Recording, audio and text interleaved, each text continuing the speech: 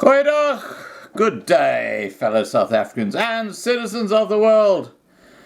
And I have to tell you, this is a huge shout out to my team. There are so many people in my team who are doing wonderful work.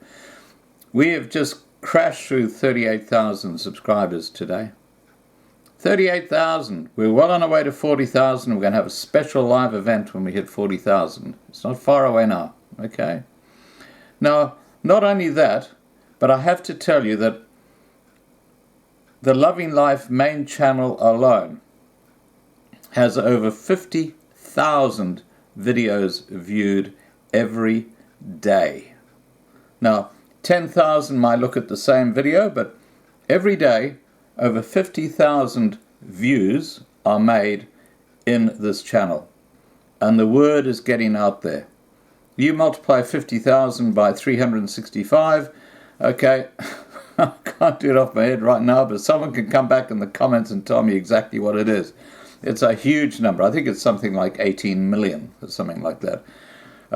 That's the population of Australia every year are looking at one of our videos.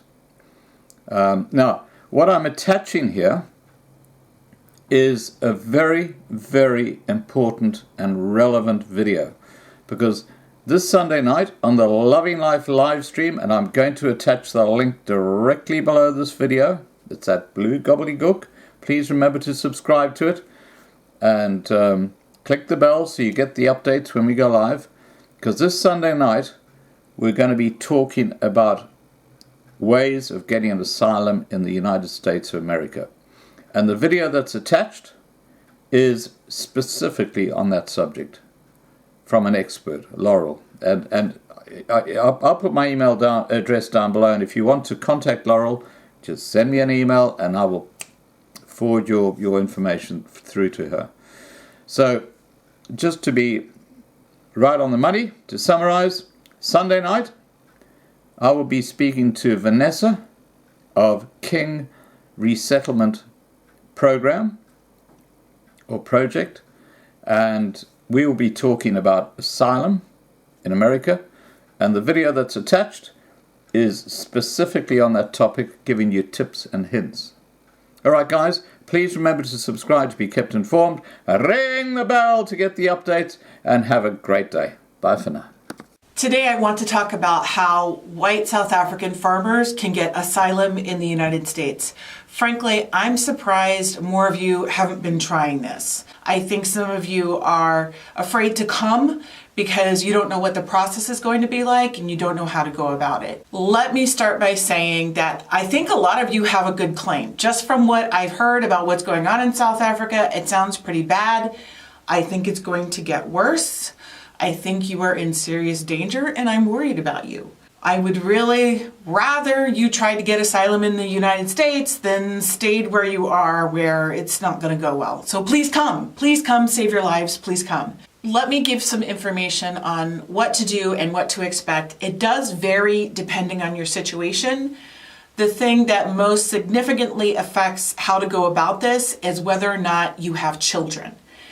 If you have children, then the best way to go about this is to show up at an airport in the US. Now, how you get to that airport is another matter. Hopefully you have some sort of visa, but if you don't have a valid visa, I can't advise you to do anything illegal, but if you came with fraudulent documents, because you got to show the airline something to get on the plane.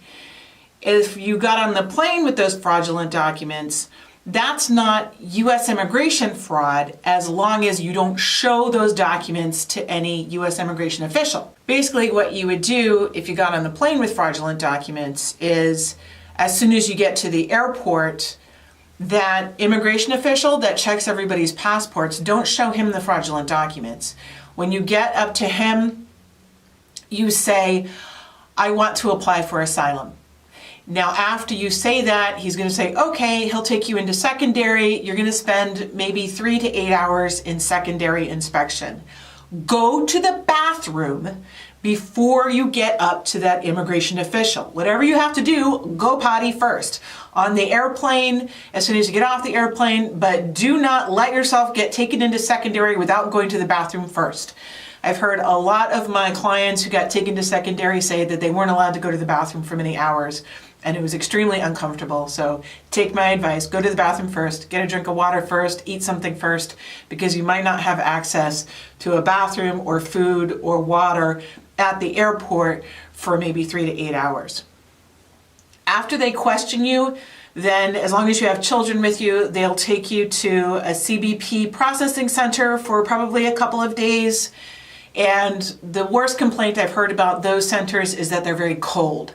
So make sure you have a jacket and you've taken a jacket with you on the plane. I don't know when you're going to get access to your luggage again.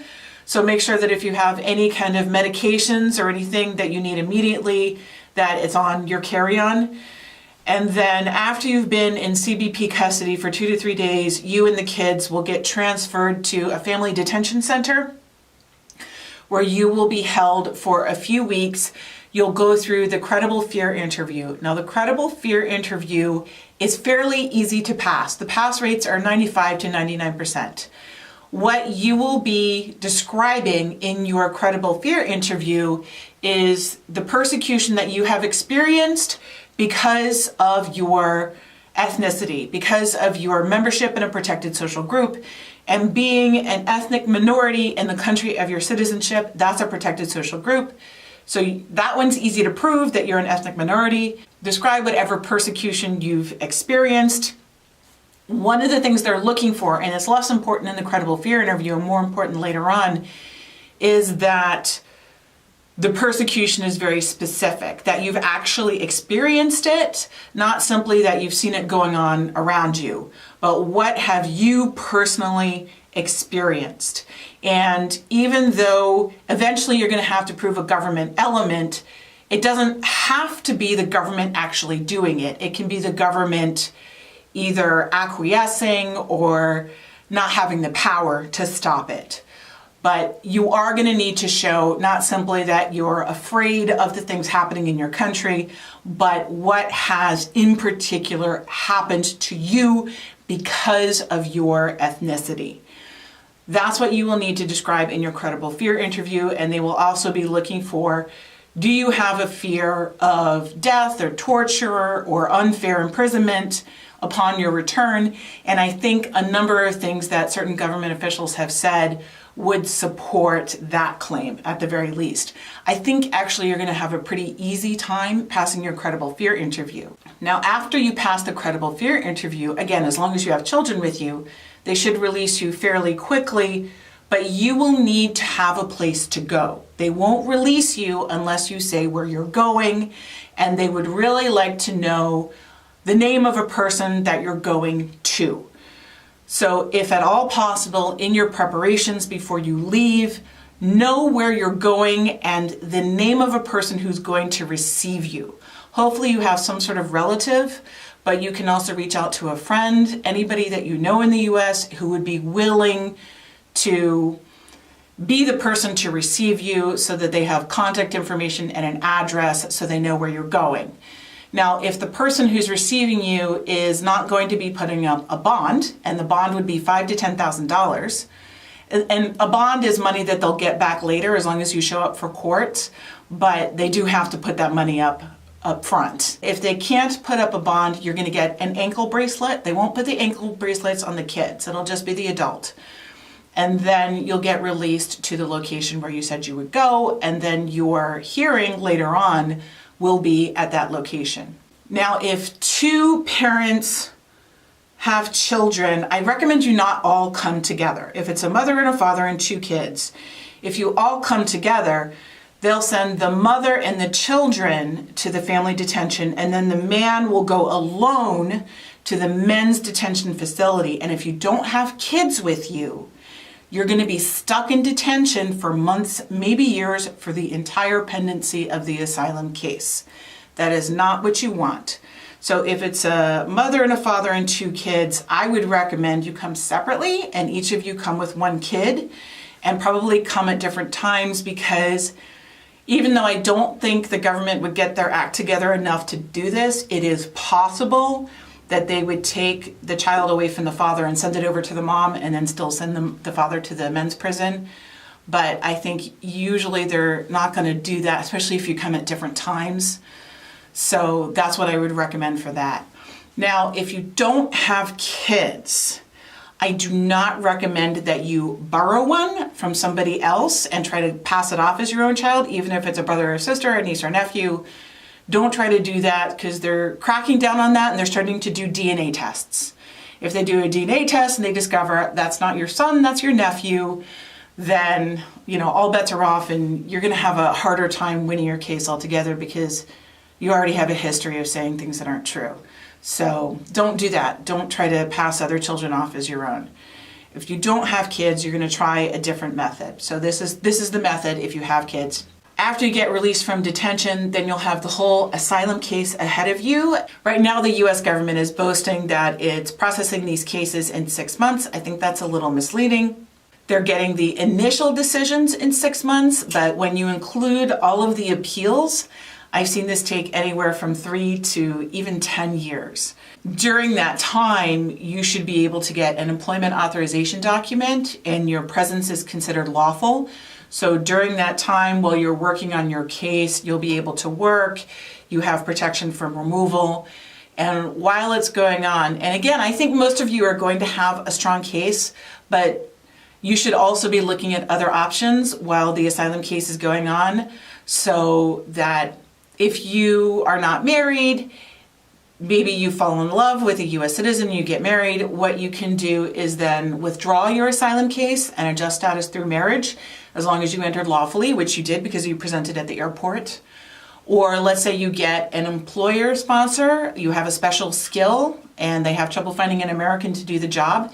The employer can sponsor you. That process takes several years and you might have to go to a consulate abroad, but as long as you never worked without authorization and you applied for asylum immediately the day you arrived, then you're not going to have any grounds of inadmissibility. You should be able to simply go to a consulate.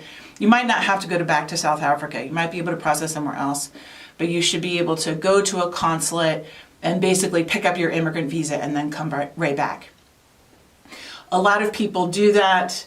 They will come and apply for asylum, and while it's pending, they look for another way to stay because they know their asylum case is weak.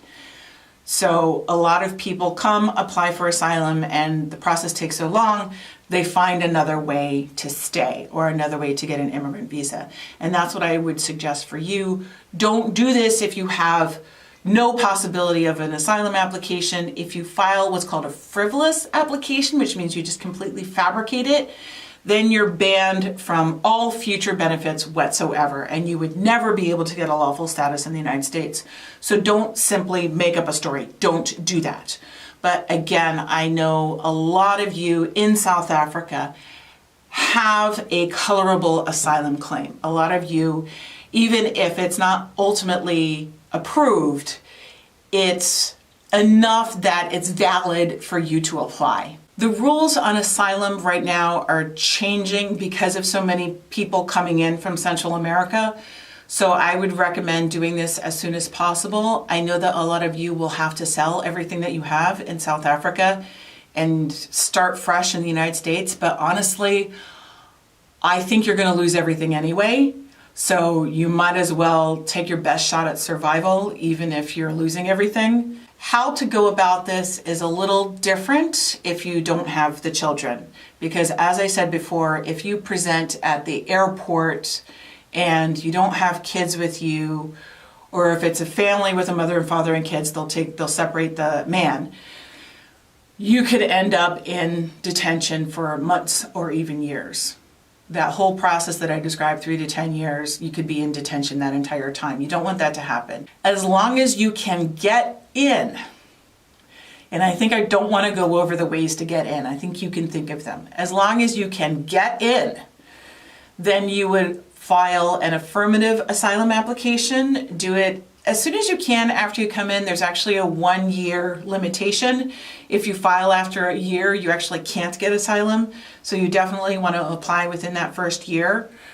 But after you apply, it's everything that I just described. You're going to be able to get an employment authorization document. It might take 180 days before you get that EAD. But after you get the employment authorization document, you're allowed to work and stay while the whole case is pending. Be sure you get an attorney because this whole process is very complex just in the procedures, and that will increase your chances of winning. Ideally, you would win the asylum case, which is what I'm hoping that you will.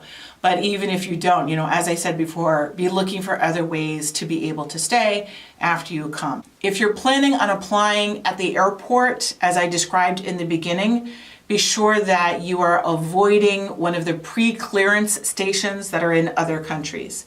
There are some places, only just a handful around the world, where you go through the U.S. immigration person, Customs and Border Protection, at an airport in another country before you actually come to the US. You want to avoid those because I'm not sure what they would do with you if you're applying for asylum, but you're not actually in the US yet. So just avoid them. They are located in Ireland, both Shannon Airport and Dublin Airport, United Arab Emirates, several places in the Caribbean, and also most of the airports in Canada. So don't fly to Canada first and then fly to the US if you're planning on applying for asylum at the airport. I will have a link in the description of all the pre-clearance stations so you can avoid them. Once again, to be clear, this is not a good way for anybody anywhere in the world to try to come to the US. This is only a good option for people like the white South African farmers who are about to be slaughtered, where their country is actually taking their land away from them, and members of the government are talking about a genocide that's been discussed.